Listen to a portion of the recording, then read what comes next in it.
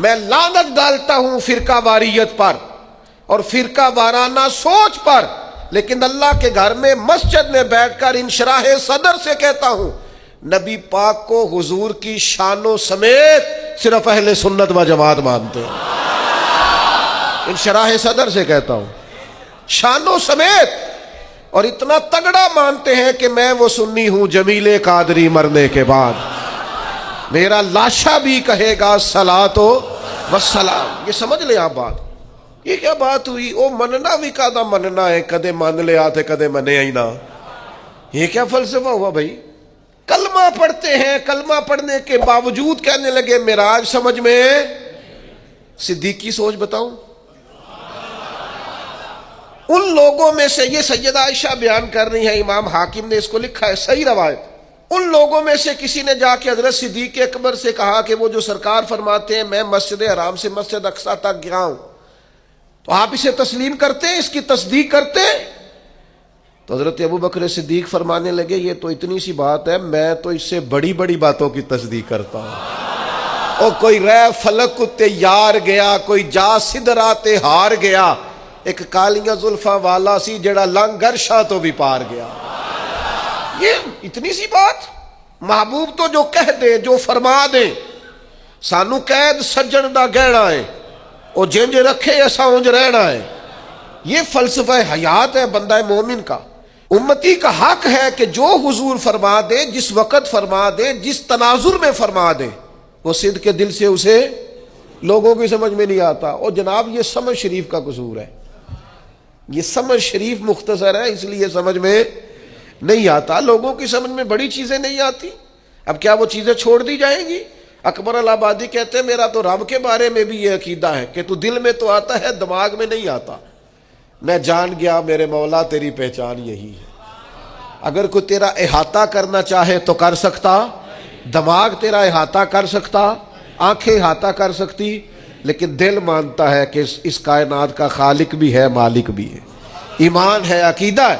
اس لیے تصدیق اور روحانی طور پر نبی پاک صلی اللہ علیہ وسلم کے قریب رہنا اور غلامی کرنا اور پورا ماننا اور وارفتگی سے ماننا اور شوق سے ماننا، اور ماننا تو پھر سارا کچھ باندھ باندھ کے ہاتھ پیر اپنے آپ کو حضور کے قدموں میں رکھ دینا، یہ صدیقی سوچ ہے۔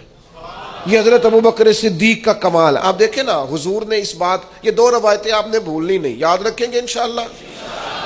حضرت ابوبکر صدیق کے بارے میں یہ دو روایتیں، اس کو بھولنا نہیں آپ نے، قربان جاؤں۔ نبی پاک علیہ السلام نے فرمایا میں نے جس کے سامنے بھی دین پیش کیا اس نے تردد کیا، دلیل مانگی۔ محبوب کو دلیل کی کمی تو نہیں، حضور تو خود سراپا دلیل ہے۔ یا ایھا الناس قد جاءکم برہان من ربکم، اے لوگو یہ نبی پاک تمہارے پاس اللہ کی برہان ہے، یہ دلیل بن کے آئے۔ سرکار کو دلیل کی کوئی پریشانی نہیں ہے، جس کے سامنے دین پیش کیا اس نے دلیل مانگی۔ اور دوسری طرف حال یہ ہے کہ حضرت عبداللہ ابن حذافہ فرماتے ہیں سرکار کوئی معجزہ نہ بھی دکھاتے تو چہرہ ہی ایسا تھا، لوگوں نے دیکھتے جانا تھا، کلمہ پڑھتے جانا تھا۔ کریم فرماتے ہیں جس کے سامنے بھی دین پیش کیا اس نے دلیل مانگی، یہ میرے ابوبکر صدیق ہے۔ میں نے دین پیش کیا ہے، دلیل مانگی کوئی نہیں، فوراً ہی کلمہ پڑھ کے مسلمان ہو گئے، فوراً۔ یہ وہ چیز ہے جسے حضور نے بطور اعزاز کے بیان کیا، ان کی خصوصیت کے طور پر بیان کیا، فوراً مسلمان ہو گئے۔ آج تردد ہے، بے چینی ہے، انتشار ہے، وسوسوں کے غلبے، لوگ فکری پریشانی کا شکار ہے، ذہنی تناؤ کا شکار ہے۔ کچھ لوگ ایسے ہیں جن کا دل کرتا ہے کوئی ہمیں پکی خبر دے دینا میں ٹھیک ہوں، تو پھر میں ٹھیک ہوں، یار چھوڑ، تو نفسیاتی ہو گیا ہے، تجھے بڑے سارے گواہ چاہیے، بس تیرے اندر سے جو گواہی آتی ہے وہ ٹھیک ہے، تو دیکھ تو کہاں کھڑا ہے۔ ایک یہ روایت میرے کلیجے کو بڑا ٹھنڈا کرتی ہے، اور ایک دوسری روایت ہے، موٹر سائیکل اپنی بندے کی لگ جائے نا کبھی تو پریشانی کوئی نہیں ہوتی، اگر کسی کی اس سے لگ جائے تو، اپنے پیسے گم ہو جائیں تو کوئی پریشانی، لیکن اگر کسی کی امانت رکھی ہو، بڑا پیارا آدمی بھی ہو، بلکہ یوں سمجھ لیں گھر والوں کے بھی پیسے ہو نا، ابا جی نے بھی پکڑائے ہو، وہ بھی گم ہو جائے تو بندہ پریشان ہوتا ہے. قریبی آدمی جتنا مرضی ماں باپ کی حد تک بھی قربان جائیں. کیسے ان لفظوں کو بیان کروں؟ اتنی اپنائیت، اتنی گہرائی. میں قربان جاؤں اس شان غلامی پر کہ غلام ناز کریں گے ساری زندگی آقا کے اس فرمان پر. حضور فرمانے لگے مجھے اتنا نفع کسی کے مال نے نہیں دیا جتنا ابو بکر صدیق کے مال نے دیا. اور دوسرے مقام پہ فرمایا میرے پاس جس کے بھی پیسے آئے میں نے امانت سمجھ کے خرچ کیے. فرمایا جب ابو بکر صدیق کے آئے ہیں میں نے اپنے سمجھ کے خرچ کیے. قربان جاؤں، کیا انداز ہے، کیا غلامی ہے. ابو بکر ہماری اولاد قربان ان رستوں پہ جہاں سے آپ گزرا کرتے تھے. اے صدیق ہمارے ماں باپ قربان ان جذبوں پر جن جذبوں سے آپ نے نبی پاک کی غلامی کی. یہ اعتبار کی حد دیکھو، اعتبار کی حد. ایک ہاتھ میں جناب صدیق اکبر کا ہاتھ ہے، ایک میں جناب عمر کا ہاتھ ہے. حضور مسجد نبوی شریف سے برآمد ہو رہے، سامنے کسی نے دیکھا تو وہ مقدر پہ ناز کرنے لگا. کیا مقدر ہے صدیق و فاروق کے؟ اشکار اٹھا کا حضور قربان جاؤں. اتنا لطف. اس ہاتھ میں جناب ابو بکر کا ہاتھ تھاما، اس میں حضرت عمر کا. وہ آدمی سخت محو حیرت تھا کہ حضور اتنے بڑے مقدر کہ آپ نے ہاتھ تھام رکھا ہے. تو حضور فرمانے لگے تو اتنی بات پہ پریشان اور حیران ہے، تو اتنی بات پہ حیرت زدہ ہے. میں تو جب قیامت کے دن اپنی قبر سے نکلوں گا، مزار پر انوار سے نکلوں گا تو سیدھے ہاتھ میں ابو بکر کا ہاتھ ہوگا، دوسرے میں عمر کا ہاتھ ہوگا. ہر نظر کانپ اٹھے گی محشر کے دن اور خوف سے ہر کلیجہ دہل جائے گا. پھر اوڑھ کر کالی کملی وہ آ جائیں گے، سارے محشر کا نقشہ بدل جائے گا. حضرت ابو بکر صدیق رضی اللہ تعالیٰ نے امت کو یہ سبق دیا ہے، زندگی نہ ذوق والی سونی ہوتی ہے، زندگی محبت والی پیاری ہوتی ہے. زندگی آپ کسی جگہ بھی کسی بھی ذوق کو چھوڑ دے نا، یعنی بندہ اپنے ماں باپ کی خدمت بھی کرے تو ذوق سے ہی کرے تو ٹھیک ہے، لیکن اگر وہ 3 دن ہسپتال رہنا پڑے اور چوتھے دن وہ بڑے بھائی کو فون کرے نا تو جب آ جا یار اب میرا بھی کام رکا ہوا ہے، مزہ نہیں آیا، پریشانی ہو گئی. والدہ صاحبہ کو سنبھالنا پڑ گیا ایک ہفتہ تو یہ فون کر رہا ہے بہنوں کو کہ 2 آتے رہو آ کے، مزہ نہیں آیا. یہ لطف نہیں زندگی کا. بچوں کی آپ خدمت کی، اپنے بچوں کی. ناراض نہیں ہونا اپنے مجھ سے، دیوانہ سا آدمی ہوں، کسی وقت دیوانگی میں بھی بات کر جاتا ہوں. اپنے بچوں کی خدمت کر کے اپنے بچوں کو پال پوس کے ان کے سامنے بیٹھ کے تقریر کرنا کہ میں تہاڈے لیے بڑا اوکھا وقت ویکھیا ہے. تو بھائی آپ ہی ابا جی تھے، آپ نہیں دیکھنا تھا. یہ گوانڈی نہ تے گل ہو نہیں سکتی کہ تو اوکھا وقت ویکھ. یہ اپنے بچوں کے سامنے تقریر کرنے کا کوئی مقصد ہے؟ میں آنکھیں ایسی چلو خوگر حمد سے تھوڑا سا گلا بھی سن لے. میں گلی میں کھڑا تھا، اب تو ظاہر ہے عمر کا تقاضا ہو گیا، بچے بڑے ہو گئے، اب تو وہ فرزانگی نہیں رہی. اب تجاہل عارفانہ سے ہم جان چھڑاتے ہیں، کوئی ایسی بات نہیں کرتے. ایک دوست گلی میں کھڑا ہو کے ہمیں سنا رہا تھا بات. وہ کہہ رہا تھا ابا جی نو میں حج کرایا. تو میں کہا تیرے ابا جی سن تو ہی کرانا سی. نہیں، اب میرا مطلب ہے یہ کوئی گلی میں بتانے والی بات ہے. یہ الحمدللہ میں حج کرایا. تو میں کہا ٹھیک کیتا ہی، بندہ بھی تیرا ہی سی. اب میں کسی پڑوسی نے کرانا تھا ان کو حج، تیرے والد صاحب ہیں تو حج بھی. آپ جب ذوق نہیں نہ رکھتے، ذوق، تو نقصان ہو جاتا ہے. آپ شاگرد بھی بنے تو ذوق والے، آپ مرید بھی بنے تو ذوق والے، بیٹے بھی بنے تو ذوق والے. او مننا کدا مننا ہے، کدے مان لیا تے کدے منیا ہی نہ. مانے تو پھر اس کا لطف ہو نا ماننے کا. نبی پاک علیہ السلام صلح کرانے تشریف لے گئے، پیچھے نماز کا ٹائم ہو گیا، اقامت ہو گئی. صحابہ کو پتا تھا حضور نہ ہو تو جماعت کا حق کس کا ہے. یہ بخاری مسلم میں موجود ہے. جناب ابو بکر صدیق کا بازو پکڑ کے مصلی پہ کھڑا کر دیا. سرکار واپس آ گئے، صف میں آئے تو صحابہ ہاتھوں پہ ہاتھ لگا کے جناب صدیق کو تنبیہ کرنے لگے کہ حضور آ گئے. حضرت صدیق اکبر کو جب پتہ چلا کہ حضور آ گئے تو دوران نماز ہی نبی پاک کی تعظیم شروع کر دی. دوران نماز ہی. کچھ بیوقوف کہتے ہیں حضور کا خیال آ جائے تو نماز ٹوٹ جاتی ہے، اور میں نے کہا نادانو، جب تک نبی پاک کا خیال نہ آئے نماز ہوتی نہیں. بتاؤ نا، یہ حضور کا خیال نہیں السلام علیک ایھا النبی؟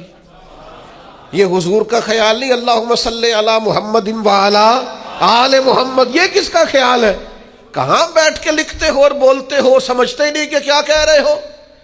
عین حالت نماز میں حضور کی تعظیم، عین حالت نماز میں ایک قدم پیچھے ہٹایا تو نبی پاک بھی حالت نماز میں کہہ رہے ہیں پڑھاؤ نماز، پر حضرت صدیق اکبر پیچھے ہٹ رہے حالت نماز پڑھا کے میں تے ول ویکھاں، مینوں کعبہ بھول گیائی، بھول گئیاں نی سب سوم صلاتاں، اکو یار دا فکر پہ آئی، اگر تو راضی ہو جائے تو کہہ دے کہ میں راضی ہو گیا، ہن نماز پڑھا کے تے ول ویکھاں، کعبہ تے بھول گیا، بھول گئیاں نی سب سوم صلاتاں، مینوں یار دا فکر پہ آئی۔ سرکار کھڑے ہو گئے مصلی امامت پہ، نماز مکمل کی اور لبوں پہ مسکراہٹ، کریم فرمانے لگے جب میں نے کہا تھا جماعت کراؤ تو کرانی چاہیے تھی نا۔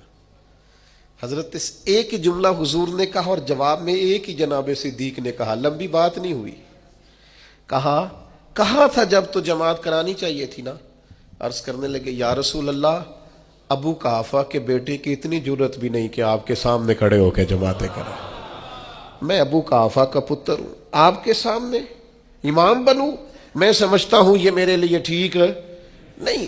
دوستو، شوق ہو، ذرا ذوق ہو، ذرا وارفتگی ہو، ذرا درد ہو، ذرا کیف ہو۔ نلائق بیٹا ہے، نلائق بیٹا جس کا باپ اسے کھول کے کام نہیں بتاتا، لائق بیٹا ہے جس کا باپ فوراً کہے پتر فلاں کر کیا، لائق بیٹا ہے۔ نالائق شاگرد ہے جس کا استاد اسے کام کوئی نہیں بتاتا، نالائق ہے۔ اور جس کے استاد اور مرشد جم فون اسی کو کرے نا، اے بھی تو کرنا ہے تے، اے بھی تو کرنا ہے تے، یہ غلامی، یہ ذمہ داری، یہ ناز ہوتا ہے۔ بھائیو، ہمیں سمجھنا چاہیے دین میں جب تک ذوق نہیں ہوگا، شوق نہیں ہوگا، وارفتگی نہیں ہوگی۔ میں حرم شریف تھا، ایک صاحب مجھ سے کہنے لگے آپ کیا فرماتے ہیں، زیادہ عمرے کیے جائیں کہ زیادہ غریبوں کو دیا جائے؟ میں نے کہا آپ کا دل کیا کہتا ہے؟ کہتا زیادہ غریبوں کو دیا جائے۔ میں نے کہا ٹھیک ہے، آپ غریبوں کو زیادہ دیں، نفلی عمرہ نہ کریں۔ تو مجھے کہنے لگے آپ نے اپنے بارے میں کچھ نہیں بتایا۔ میں نے کہا میری رائے یہ ہے کہ غریبوں کو بھی دب کے دیا جائے اور حضور کی حاضری بھی بار بار دی جائے۔